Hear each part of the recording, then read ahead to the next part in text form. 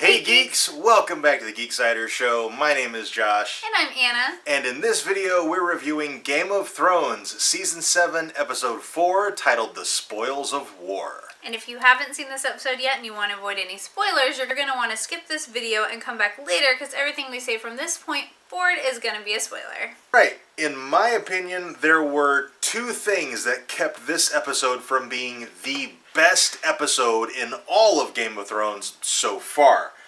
The first one being Arya and Sansa's reunion. That scene was just too dark, like literally dark. We couldn't tell what was going on. Yeah. We were like, did they just hug? I don't know, I think they did. Like, I understand that they were down in, like, the catacombs. Yeah, the catacombs, the tombs. But, like, come on now. Like, lighten it up a little bit. Yeah. We gotta be able to see what's going on. And we couldn't see anything. Like, that scene lacked so much just not being able to see their faces. Yeah. It really did take away some of the emotion from that. Well, a lot of the emotion from that scene. Not being able to see expressions, not being able to see the hug. Yeah. So I think that was a huge... And that was a problem with the naval battle a few episodes ago. We couldn't tell. It was just so chaotic and so dark. We couldn't tell what was going on. And I don't remember that being like a continuous problem previously in Game of Thrones. It seems to be just be a problem this season. Yeah. But I love this season. This is a fantastic season. It's just a lot of the scenes are really dark, and I can't tell what's going on. And maybe it's just that we're getting just old. A little bit. I mean, we might just be getting old, and we can't see quite as well as we used to when we were younger. And now we can't see when we're like, make it lighter, make the print bigger. The second thing that kept this from being the best episode ever is the length. It was really short. Yeah. Like, was it 45 minutes? It was or 50 minutes? It was actually, it came out to be, well, our live stream came out to be 54 minutes, but we did stay and talk about the episode for a few minutes after the episode ended. It was only 50 minutes long. It was about probably 50 minutes long, which, I mean, yeah, that's only 10 minutes shorter than a typical episode of Game of Thrones, but this is a short season, and a short episode in a short season. I can't help but feel a little bit shortchanged from this episode, but it was a fantastic episode. Yes, but it could have been more. Like, they could have given that extra 10 minutes to Arya and Sansa. I totally could have done with some more of their reunion. Yeah, for sure. And even more Arya with Bran. Because her reunion with Bran didn't come off quite as distant as he did with Sansa. With Arya. I don't think it's because Bran was any different. I think it's because Arya's not as emotionally needy as Sansa. Yeah. And so her reaction made his reaction not feel quite as cold as his reaction to Sansa. Sansa was wanting this warm welcome, and Arya was just like, yo, what's up? So yeah, I think that's probably exactly it. Arya doesn't need that emotional interaction the way Sansa does. I think you're absolutely right. So while we're talking about Arya, her sparring scene with Brienne is one of the standout scenes of this season so far. They could have gone 10 more minutes just with that. Yeah, like I totally would have watched them spar for 10 more minutes. Like, that was awesome. Arya's sparring was gorgeous. It was like watching a dance. It was amazing. And that sparring match, Arya reminded me a lot of Syrio, and Brienne reminded me a lot of Arya. Brienne's charging in with force, and Arya is dancing out of the way. Yeah. It was the perfect mirror of Syrio from season 1. But then once Brienne started taking Arya seriously, then it was a pretty even match, and they kind of fought to a stalemate, and I thought that was awesome. Yeah. And it seems like they're going to be buddies, and I like that. Yeah, I cannot wait to see them spar some more. Yeah. Like, that was it was just amazing. I hope Arya and Brienne become really great friends, and they're on the battlefield together, and they go on quests together and everything. That budding friendship, I'm really looking forward to that. Yeah. And since we mentioned Bran, in this episode he had a really interesting interaction with Littlefinger, and he scared the crap out of Littlefinger. Yeah, he did. And it is I had to look it up because people were talking about this chaos is a ladder, like it was this huge deal, and I'm like, why is it a huge deal? So I had to look it up. Apparently that's from like 3 seasons ago, and Littlefinger had said that to Varys, and so the fact that Bran said it back to Littlefinger, I think it was kind of shocking and scary to Littlefinger, and I'm like, oh man. And Littlefinger gave the dagger to Bran, who then gave it to Arya. And then when Littlefinger was watching Arya and Brienne spar, he had kind of a look of fear on his face a little bit. I think Littlefinger is starting to realize that the Starks are not going to be pushovers. He's not going to be able to manipulate them the way he's normally been able to manipulate people. Yeah, I agree too. And Bran is still very young, and he's going around just telling everybody basically that he sees visions. He's not very quiet about it.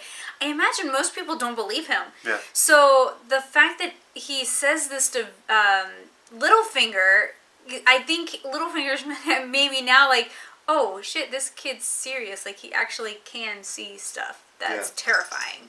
Because what has he done that he's afraid of Bran seeing? Because that's what I'm thinking. And what has he done that he is afraid of Bran telling people about? Telling Sansa about. Because Bran, I mean, it doesn't seem like he can really keep a lid on anything. Like, he's just saying stuff. Like, eventually it's going to come out, he's going to blurt out that Jon Snow is a Targaryen. Yes, that's how people are going to learn about it, because Bran is just going to blurt, because Bran is a blurter. Yeah, and because he has no...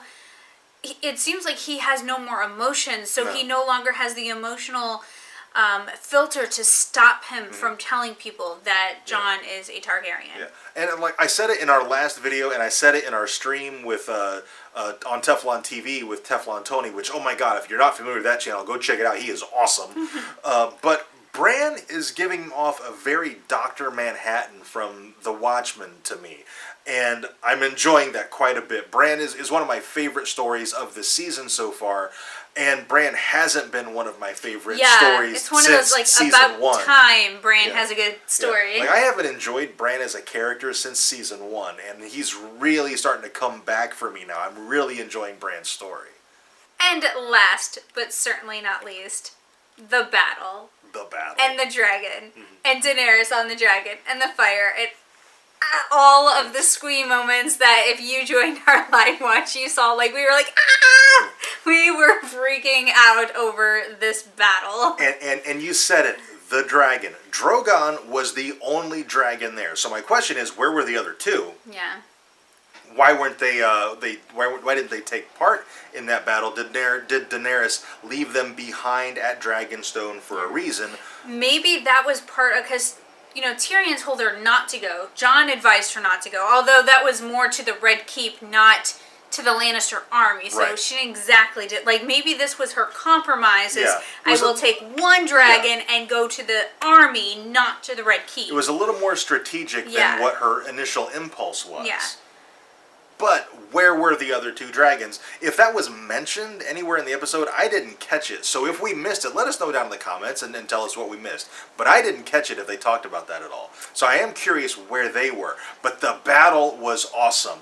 Like, the army is just marching along, and Bronn hears something, and it's like, oh, here's dragons. But it wasn't the dragons I was like, yet. He hears wings. Those are wings. Those are the dragons. But those are the dragons. But and it was wasn't. the Dothraki on their horses, charging toward the army, and then the dragon shows up and burns a hole right through their line. Yes. And oh my gosh, and the cinematography and the individual moments in the battle. Like, Bronn had a couple of really great individual moments in this battle. Like when Jaime tells him to go grab the scorpion and take down that dragon.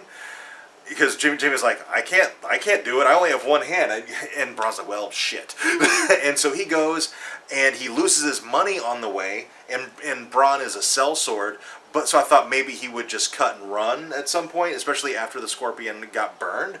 But no, he actually saved Jaime at the end of the episode, tackled him, and they're in the water. And a lot of people are speculating that maybe Bronn and Jaime get captured. I think they're going to escape.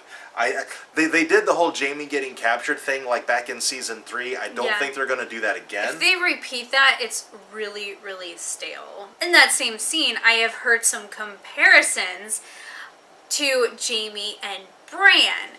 Jaime's falling into the water scene, and when he's sinking down into the depths is very much reminiscent of Bran falling out of the window at Winterfell. Oh, okay. And so people are speculating if, that changed Bran completely as a person.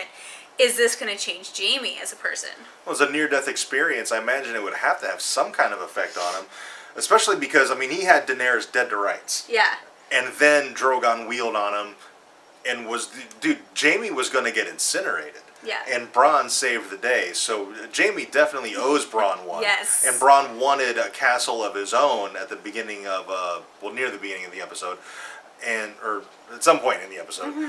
And so maybe Jaime will finally follow through on that as a way to pay him back, because without Bronn, Jaime wouldn't be around anymore. Yeah, and apparently some very clever folks that are good at the pause button caught the moment right before Bronn saved Jaime, and Jaime's oh shit face, and it's glorious. So gonna die right now. Yeah. And in that scene, Tyrion had a great character moment where yes, of course, he's rooting on Daenerys and her army. He's on her side, but at the same time, he's, just hoping beyond hope that Jaime doesn't do something stupid and get himself killed. Yes. Because I think Jaime is his only tether to the Lannisters still. Yeah. And Tyrion does still very much love his brother. He doesn't want him to die. He especially doesn't want him to get burned to death by a dragon. It's got to be one of the worst ways you could possibly die in the Game of Thrones universe. And so just that moment of that inner conflict with Tyrion was really great. And watching Tyrion during the entire battle was really great. Like, he acted that fantastically, because you can just kind of see this inner struggle. Not so much that he's rooting for both armies and he doesn't know which one to root for or whatever, but more of that army used to be mine. That used to be my family army. There's and people now, down there that there's people down there I know and that I've drank with and like maybe hit the whorehouses with, and you could just see that conflict of sadness that part of his life is kind of dying. Mm-hmm. And we talked about this with Teflon Tony. How attached is Tyrion to the Lannister family anymore? Yeah. And I think out of Tyrion. And this is something from Tony. I'm stealing this from Tony, so I give credit where it's due. Tyrion is like the only true Lannister, really. Like, he takes that, Lannisters always pay their debts. He takes that way more seriously than any other Lannister. All of their philosophies and everything, Tyrion's way more into that than any of the other Lannisters, Cersei, Jaime, any of them. Anytime he's been told to do something, he has done it. He has always been a Lannister first. He's very dutiful. He's very dutiful. And I had brought up that, it's probably because he's had to. He is a dwarf. He probably doesn't really have a choice. Being a Lannister is all he has. It's the only reason why people tolerate and pretend to respect him. Mm-hmm. So this battle here has got to be really hard. Yeah. And how he handled it makes me think that even though it might be hard for him to separate from the Lannisters, I'm more inclined to think he's going to do it now than I was prior to now. The other thing I want to mention about Tyrion, and this will be the last thing we talk about for this video, is Dany is not happy with him at all. It looks like she might remove him as Hand of the Queen because he's made some poor strategic decisions. Of course, the outcomes I don't think are entirely his fault. I think, especially losing half the Navy, I blame Yara for that. She should have had more lookouts. Yeah. The fact that her Navy got, sunk and she got captured, I think that's totally on her. And it was her nuncle that was after them. Like, she should have reminded Tyrion that, oh, hey, by the way, Euron's still out there. Do we really want to send our puny partial fleet out to him? And the fact that the attack happened when Yara was flirting with someone else just shows how complacent she was right then. Yeah. So I blame Yara for that rather than Tyrion. Yes. So hopefully Dany and Tyrion can kind of reconcile a little bit and maybe come to some kind of agreement on a strategy. From the promos, it does sound like Varys and Tyrion and maybe some of the other advisors are going to try to get Daenerys under control, because she used the dragons. But she didn't use them to burn any villages or burn down any castles or anything. She used them in a military engagement, which I think is totally acceptable.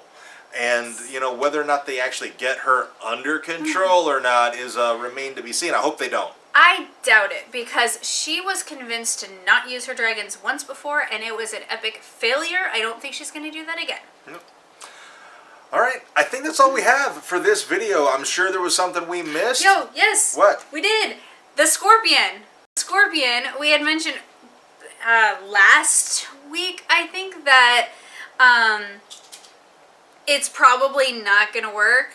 And it totally didn't. Like, it injured Drogon. Yeah, it got him in the shoulder. It's not terribly accurate, though. Yeah, it's incredibly inaccurate. He misses the first time. He gets him in the shoulder the second time. And before he can get a third time, Drogon flies in and destroys it. So it's definitely not accurate. The only reason he hit that shot the second time is because Daenerys was flying dead at him. Yes. If she was maneuvering at all, the evasive action, there's no way that the Scorpion hits its target. Yes. The fact it was a dead-on shot. She was heading straight at him. That was a mistake on her part. That's why Drogon got hurt. Yeah, and I bet they don't do that again, which means those dragons are never getting hit by the Scorpion. It was totally just a way to show that Cersei's serious about the dragons. Yeah, and I really, if one of the dragons does die via the Scorpion, I'm gonna call BS, because no, it's incredibly inaccurate, and anybody flying a dragon, just don't head straight at the target. Don't give them a straight on shot. I mean, that was incredibly stupid on Daenerys' part. Yeah. And hopefully she learned a lesson. All right. I do think that's all we have for this video now. If you have anything to add, let us know down in the comments. Also, if you enjoyed this video, you can tell us by dropping a like on it, and subscribe if you haven't already, and share this video on social media to help us grow our channel. And thank you very much for watching, and we'll see you next time.